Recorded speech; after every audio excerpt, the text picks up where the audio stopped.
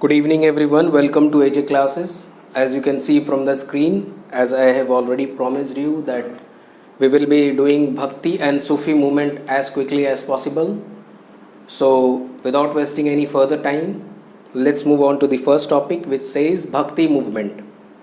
And these are some of the important points of what Bhakti movement used to preach. Okay, they discarded the rituals and sacrifice. Monotheistic in nature मतलब one god, mono मतलब होता है one, ठीक है. Best form of worship according to bhakti movement was bhajans and realization of god by personal effort. No need of priestly class, मतलब ब्राह्मण वगैरह कोई नहीं थे उस वक्त. प्रीस्टली क्लास होने का ज़रूरत नहीं है, मतलब ब्राह्मण होने का ज़रूरत नहीं था उस वक्त जब भक्ति मूवमेंट स्टार्ट हुआ था. कोई भी एक कॉमन आदमी भी गॉड को बुला सकता है अकॉर्डिंग टू भजन्स, या फिर कुछ ये रियलाइज़ हो कि ये सब कैसे चल रहा है, जैसे कि दुनिया किस तरह से जैसे रियलाइजेशन हुआ था न्यूटन को कि आसमान से कैसे नीचे गिरा सेब, तो ये रियलाइजेशन हो सकता है कि इतना से ये सुबह सूरज होता है, उगता है, फिर रात को फिर चला जाता है, फिर सुबह होता है, तो ये रियलाइजेशन हो सकता है. और ये कोई भी एक अपना पर्सनल एफर्ट से भी हो सकता है. कोई ज़रूरत नहीं है कि कोई हाई प्रीस्टली क्लास हो उस चीज़ को समझने के लिए, ठीक है. भक्ति मूवमेंट का चौथा पॉइंट है गॉड हैज़ आइदर फॉर्म, मतलब कि या तो उसका कोई फॉर्म या शेप होगा तो उसको बोलते हैं सगुना, और बी फॉर्मलेस, मतलब कोई फॉर्म नहीं होगा, परमात्मा आत्मा लाइट होगा, तो ये निर्गुणा, मतलब उसका कोई फॉर्म या शेप नहीं होगा, ठीक है. यही दो फॉर्म का भक्ति मूवमेंट में है. और काफ़ी प्रोमिनेंट भक्ति स्कॉलर्स जो हैं, जैसे कि रामानुजा, रामानंदा, वल्लभाचार्य, कबीर, चैतन्य Deva, Namdev, Guru Nanak, Surdas, Mirabai, these are some of the prominent bhakti scholars. अब इन्हीं भक्ति स्कॉलर्स के बारे में आपको नेक्स्ट जो स्क्रीन आएगा उनके जो मेन कार्यक्रम है जो उन्होंने किया उसके बारे में मैं एक्सप्लेन करूंगा, और नेक्स्ट फिर हमारा सूफी मूवमेंट में स्टार्ट हो जाएगा, ठीक है. तो अगर आपको ये छोटा सा वीडियो, शॉर्ट वीडियो जो मैं बना रहा हूँ, अगर आपको अच्छा लगा तो आप प्लीज़ लाइक करिए, शेयर करिए और सपोर्ट करते रहिए.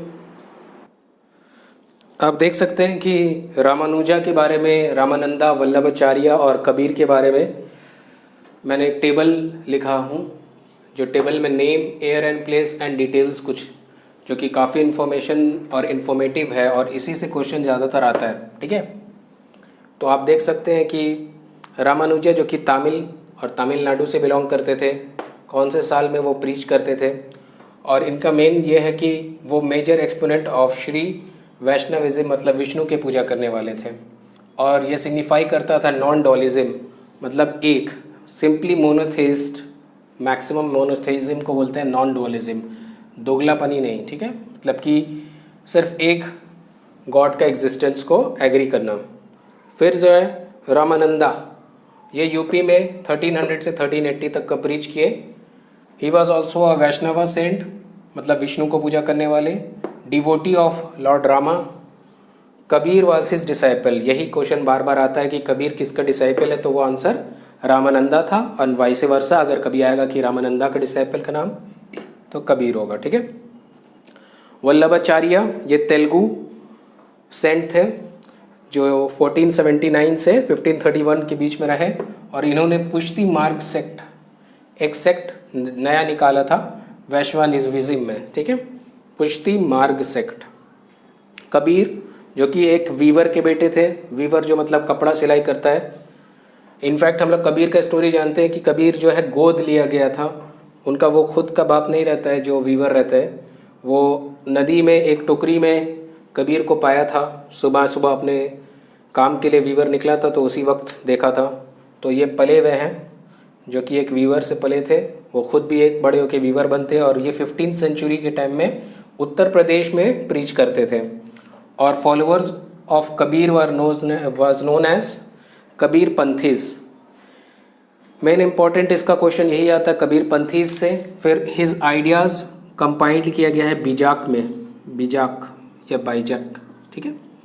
वर्सेस जो कबीर के हैं वो इनकॉर्पोरेटेड, मतलब लिखे गए हैं अधिग्रंथ, जो हम लोग जानते हैं कि पंजाब पंजाबी लोग का मतलब ये सिखिज़्म जो है, सिखिज़्म में आदि ग्रंथ एक होली किताब है, उसमें भी कबीर के कुछ वर्सेस को रखा गया है, इनकॉर्पोरेटेड मतलब रखा गया है। अब आपके सामने स्क्रीन पे आ गया है गुरु नानक के बारे में, जो कि 1469 से 1539 तक प्रीच किए हैं पंजाब में, और वो इंस्पिरेशन लिए थे कबीर दास से। And he belong to Nirguna sect. Nirguna के बारे में हम लोग पढ़े थे, जिसके बोलते हैं हम लोग फॉर्मलेस, मतलब कि गॉड का कोई फॉर्म नहीं है, वो सेक्ट को बोलते हैं निर्गुणा।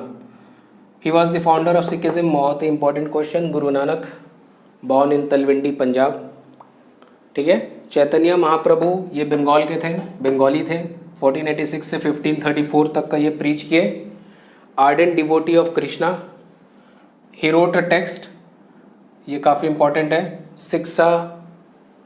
शिक्षस्तकम 8 वर्स में, 8 वर्स में लिखा गया है, ठीक है। मीराबाई काफ़ी इंपॉर्टेंट, 1498 से 1546 राजस्थान में वो थी, और शी वॉज बॉर्न, ये बॉर्न लिखा गया है, BORN, born in a royal family and devotee of Krishna.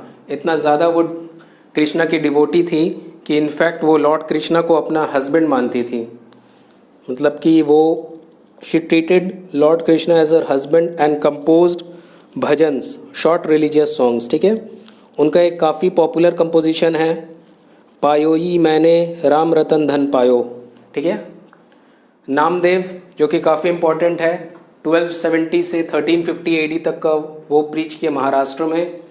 वो बिलोंग करते थे वर्करी सेक्ट ऑफ हिंदुइज्म को। His writings were included in Guru Granth Sahib. गुरु ग्रंथ साहिब जो है होली टेक्स्ट है सिखिज्म के, ठीक है। अब जो है हमारे पास कुछ सूफिज़्म के बारे में मैं कुछ बता दूंगा। नेक्स्ट पेज ही आपका आखिरी रहेगा इंशाल्लाह। ये मैं 10 ही मिनट में कोशिश करूंगा ख़त्म करने का।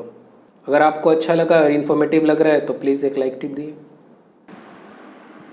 तो अब आपकी स्क्रीन पे दिखाई देता होगा कि सूफ़ी मूवमेंट, इसको मैं जल्द से जल्द ख़त्म करने की कोशिश करूंगा। सूफ़ी मूवमेंट में Sheikh Ismail of Lahore was the first Sufi saint. काफ़ी important question. Khwaja Moinuddin Chishti was the most famous Sufi saint of India. ये भी काफ़ी बार बार आता है क्वेश्चन में। Sufis of Chishti order were his disciples. तो चिश्ती ऑर्डर जो है मोइनुद्दीन चिश्ती के बाद से स्टार्ट हुआ। The only effective means to attain salvation and realising God was love and devotion.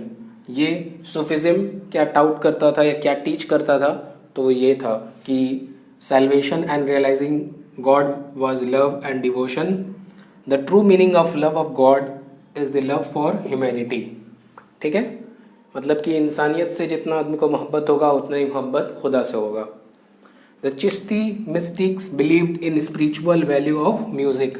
Chishti जो है यही मिस्टिक काफ़ी फेमस है सूफिज़्म में। और जो अलग अलग सेक्ट जो बाद में बना, कि जब बाबा फरीद मर गए, जो लास्ट पॉइंट लिखा हुआ है ख्वाजा फरीदुद्दीन मसूद, इन्हीं का दूसरा नाम है बाबा फरीद, और इन्हीं के डिसाइपल थे निज़ामुद्दीन औलिया, ठीक है। ये मैं क्वेश्चन आंसर में भी डिस्कस किया था कि बाबा फरीद के डिसाइपल कौन थे, तो वो निज़ामुद्दीन औलिया थे।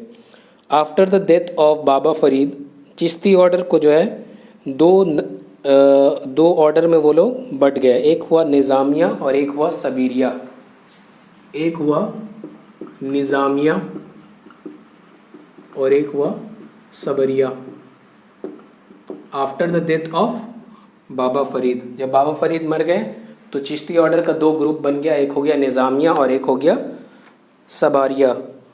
इसके ऊपर और ज़्यादा कुछ क्वेश्चन इम्पॉर्टेंट नहीं आता है। तानसेन का आता है कि तानसेन जो कि अकबर के 9 रत्न में से थे, तो वो डिसाइपल थे मोहम्मद गौस के।